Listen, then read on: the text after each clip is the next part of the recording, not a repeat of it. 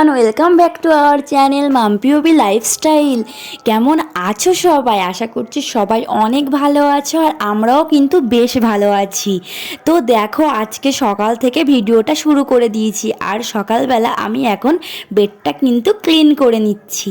আর তোমাদের দাদা ভাই দেখো অনেক ভোরে ঘুম থেকে উঠে কিন্তু মাঠে চলে গিয়েছে। তার কারণ আজকে আমাদের জমিটাতে ছিল পটল তোলা, সেই জন্য আমার শাশুড়ি মাও কিন্তু চলে গিয়েছে তোমাদের দাদা ভাইয়ের সঙ্গে।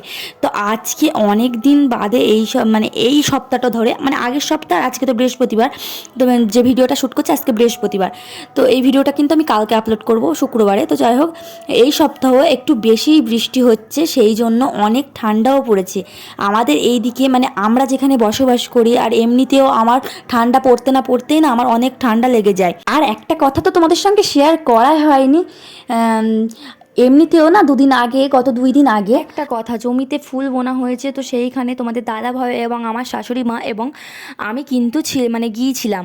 এবং সেদিনকে না প্রচণ্ড বৃষ্টি হচ্ছিল, তো ভিজে ভিজেই আমরা 3জনে ফুল বুনছিলাম। আর ওই ফুল বুনতে গিয়েই বিপদ হলো আমার। তেমন আর কারোর কিছু হয়নি, কিন্তু আমার ভীষণ সর্দি কাশি এবং রাতের দিকে প্রচণ্ড জ্বর গায়ে দেখা দিয়েছিল। তারপর সেই রাতে কিন্তু তোমাদের দাদা ভাই আমাকে জ্বরের ওষুধ খাইয়ে দিয়েছিল, এবং সকালে ঘুম থেকে কিন্তু জ্বর হালকা কমেছিল। সকালের দিকে ঘুম থেকে যখন উঠেছিলাম একটু হালকা জ্বর কমেছিল, এবং সেই দিনে আমি অনেকটাই অসুস্থ হওয়ার কারণে কিন্তু অনেক বেলা করেই ঘুম থেকে উঠেছিলাম। সেদিনকে কাজ কিন্তু আমার শাশুড়ি মাই করেছিল জ্বর বলে আমার। তো যাই হোক, সেদিনকে শাশুড়ি মার মাঠে যায়নি। তো এই সবগুলোই আমার সঙ্গে ঘটে যাওয়ার পরপরই আর একটা সমস্যা দেখা দিয়েছিল। এখন সব যে ঠিকঠাক আছে সেটাও বলবো না। তো যাই হোক, এই কারণে কিন্তু কিছুদিন ভিডিও দিতে পারিনি। এবং আমার সঙ্গে কি হয়েছিল এটা যদি জানতে চাও, তাহলে কমেন্টস বক্সে গিয়ে একটা কমেন্ট করে দেবে যে এই নিয়ে একটা ভিডিও বানাতে। যদি তোমরা আমাকে বলো তাহলে অবশ্যই একটা ভিডিও নিয়ে কিন্তু আমি বানাবো। তো চলো, অনেক তো কথা হলো আর অনেক তো গল্প বলবো, আর তোমাদের সঙ্গে অনেক গল্প করতে করতে কিন্তু আমি এলোমেলো বেডটাকে বা রুমটাকে কিন্তু পুরো ক্লিন করে আমি কিন্তু চলে এসেছি বাইরে বারান্দায়। তো দেখতে পাচ্ছ এদিকে ঝাড় দিয়ে চলে এসেছি, আর আমার পিছনে দেখতে পাচ্ছ চাষের কিন্তু কিছুটা আলু আছে। আর তারপরে পাশেই কিন্তু মায়েদের রুম, সেই জন্য আমাদের রুমের পরেই কিন্তু আমি বাইরে চলে এসে মায়েদের রুমে চলে এসেছি। তো মায়েদের রুমে এসে কিন্তু আমি দেখো ঝাড় দিয়ে নিচ্ছি। আর আজকে যেহেতু গাইস কি বলবো, বৃহস্পতিবার আর বড়বার যেহেতু আমাদের নিরামিষ খাওয়া হয়, আর বৃহস্পতিবার অ্যাকচুয়ালি লক্ষ্মীবার, আর শনিবার অ্যাকচুয়ালি বড়বার, যেটুকু আমরা আর কি জেনে থাকি। তো সেই হিসাব করে এই দুটো দিন যে এত কাজ থাকবে বলে বোঝাতে পারবো না। তো যাই হোক, ভীষণই কাজ, ঘর বাড়ি সব ঝাড় দেওয়া, যেহেতু আমাদের এই সব প্লাস্টার করা নেই, তো ঢালাই দেওয়া, তো আর এমনি ঘরগুলোও প্লাস্টার করা, অ্যাকচুয়ালি পট্টিও করা নেই, রং টং কিছু করা নেই, পুরো জ্বালিয়ে খাচ্ছে এই ঘরগুলো। আর বালিগুলো এত ঝরে ঝরে পড়ছে, তো ডেলি ঝাড় দিয়ে এত নোংরা, গাদা গাদা নোংরা বার করতে হবে। তোমাদের দেখিয়ে দিই, দেখো কত বালি আর কত নোংরা। তো এইগুলো সমস্ত সারা ঘর বাড়িভাবে এলোমেলো জিনিসপত্র গোছানো ছিল, তো সমস্ত সব আমি কিন্তু এক জায়গায় কমপ্লিট করে সব এলোমেলি ভাব গুছিয়ে, এখানে এলোমেলি জিনিসপত্র ছিল, দাবায় আমার রুম আর শাশুড়িদের রুম, তো সমস্ত এলোমেলো সব জিনিসপত্রগুলো ছিল। আমি কিন্তু গুছিয়ে তারপরে কিন্তু এইসব ঝাড় দিতে একটা নানান রকমের ঝামেলা। তো যাই হোক, বিয়ে তো করেছি, তো কাজ না করলে কেউ খাওয়াই দেবে না। তো যাই হোক, অনেক কথাই বলে ফেললাম। তো এই ভিডিওটা আমার শ্বশুরমশাইয়ের কাছে যাবে, হাজব্যান্ডের কাছেও যাবে। ওরা জানলে না, বেশি এলোমেলি কথা বললে কী ভাববে তা জানি না। তো যাই হোক, আমি একটু মুখ পাতলা, যা হোক যেটা আসে সেটাই বলে দিই।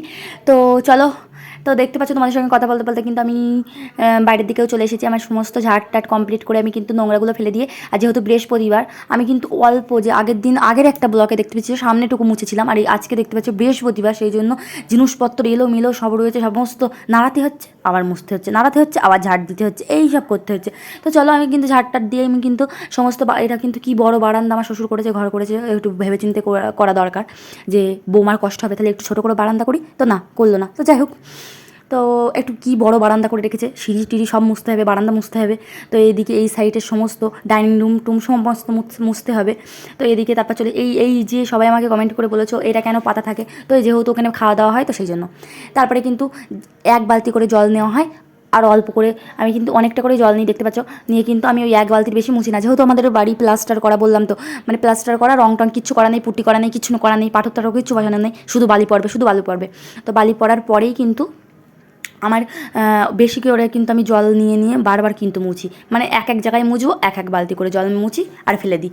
তো তারপরে দেখতে পাচ্ছ আমি কিন্তু পোটেগুলো মুছে নিচ্ছি, কারণ পোটেগুলো অনেকটাই নোংরা হয়। তো সেই জন্য আর সবাই এখান থেকে যেহেতু যাওয়া আসা করে, জুতো পরে গট গট করে দেখো যাওয়া আসা করে, কিন্তু যে মোছে সে কিন্তু জানে যে কতটা কষ্ট হয়। দেখো আমি আবার কিন্তু জল পাল্টে নিয়েছি, পাল্টে নিয়ে এবার আমি কিন্তু চলে যাবো, জলটা নিয়ে সার্ফ নিয়ে আমি কিন্তু চলে যাবো আমার রুমে। তো তারপরে কিন্তু আমি আমার রুমে চলে এসেছি, আবার সেই রুমে কিন্তু সমস্ত গোছানো জিনিসপত্র যেহেতু আমি মুছবো, আবার ওই চেয়ারে যেসব কাঁথা বালিশ তারপর মশারি রেখেছিলাম গুছিয়ে, সেগুলো কিন্তু আমার আবার সরিয়ে নিয়ে আমাকে আবার মুছতে হচ্ছে, আমার আবার জায়গা, মানে আমি যেন যা যাবো একবার এখানে যাচ্ছে, একবার এখানে যাচ্ছে, একবার জিনিসপত্রগুলো একবার এখানে রাখছি, একবার ওখানে যাচ্ছে, যেহেতু ময়লাগুলো পরিষ্কার। আর দেখো ফ্রিজের সামনে, মানে ফ্রিজের ও সাইডে তো আমি যেতেই পারি না, আর ফ্রিজের এই সামনেগুলো এত পরিমাণে মানে নোংরা পড়ে আর ঝুল পড়ে, আমি বলে বোঝাতে পারবো না কেন ভাই এত ঝুল পড়ে, আমি জানি না, কারণ ডেলি মোছা হয়। তো যাই হোক, আমি কিন্তু তোমাদের সঙ্গে কথা বলতে বলতে একটু মজার ছলে কথা বলছিলাম, যাই হোক। তো আমি কিন্তু কথা বলতে বলতে কিন্তু আমি সমস্ত গুছিয়ে নিচ্ছি, তারপর চলে এসেছি আমার শাশুড়ি মায়ের রুমে। তো সেই জলটা কিন্তু আমি ফেলে দিয়ে আর কিন্তু দেখাতে পারলাম না ক্লিপটা, তো কে বারবার দেখায়। তো যাই হোক, এটাই আমার কিন্তু যেমন সংসারের কিন্তু যেমন কাজ, এটাও যেমন একটা কাজ, তেমন আমার ভিডিও করাও কিন্তু একটা কাজ, কাজের ভিতরেই পড়ে, ঠিক আছে। তো সেই হিসাব করে আমার কিন্তু সমস্ত কাজবাজ কমপ্লিট করা হয়ে গিয়েছে, যেহেতু আমি বাড়ির বউ। তো এবার চলো যাই, স্নান করবো, কাচাকুচি করবো। তো দেখো আমার শেষ পর্যন্ত আমার রুমটাকে একটু দেখিয়ে দিচ্ছি, মুছে টুচে, আর নিচেই না মাদুর পাতা থাকে, যেহেতু বললাম না প্লাস্টার করা নেই, পুটি টুটি করা নেই, শুধু প্লাস্টার করা, শুধু বালি ঝরে ঝরে পড়ে, সেই জন্য না পাটা দিতে কেমন একটা লাগে, তাই মাদুর পেতে রেখেছি। আর এদিকে দেখো আলনাটাকে কেমনভাবে গুছিয়ে রেখেছি। তো এই ছোট্ট আমার রুমটাকে আমি এরমভাবেই গুছিয়ে রাখতে ভালোবাসি, তো বেশি গোছানোর টাইম সবসময় গুছিয়ে রাখার চেষ্টা করি। তো আমি বলছিলাম তো আমার শরীরটা খারাপ, তো সেই জন্য কিন্তু দেখো আমি ওষুধটা কিন্তু খেয়ে নিলাম তোমাদের সঙ্গে। তাই এই ওষুধটা বলেছিল 10 বার ঝাঁকি মারার পরে খাবে, 15 মিনিট পর পর খাবে, তো আমি পরে একবার খেয়ে নেবো। তো আমি কিন্তু ডেলি সবজি টবজি কাটি, তারপর বাইরে এসে দেখলাম যে আমার শাশুড়ি মা আমার দিদি শাশুড়িকে সবজি কাটতে বসিয়ে দিয়েছে, রান্নার যেগুলো হবে। তো তারপরে আমি বলি তাহলে দিদা যখন সবজি কাটতে বসিয়ে গেছে, আমি তাহলে কিছুটা জামা কাপড় ভিজিয়ে রেখেছিলাম, তাহলে আমি এবার কাচাকুচি করে নিই বলে একেবারে ব্রাশ করতে করতে দেখতে পাচ্ছ তো কাচাকুচিগুলো করে নিচ্ছি। মটরের আমাদের না এখনও সেভাবে করা হয়নি, তো সেই হিসাব করে আমাদের অনেকটাই না জল অপচয় হয়। আমাকে অনেকেই বলে যে এত জল অপচয় করছো কেন, কিন্তু আমারও তো কোনো হাত নেই, তাই না, যেহেতু ট্যাপ বসানো নেই।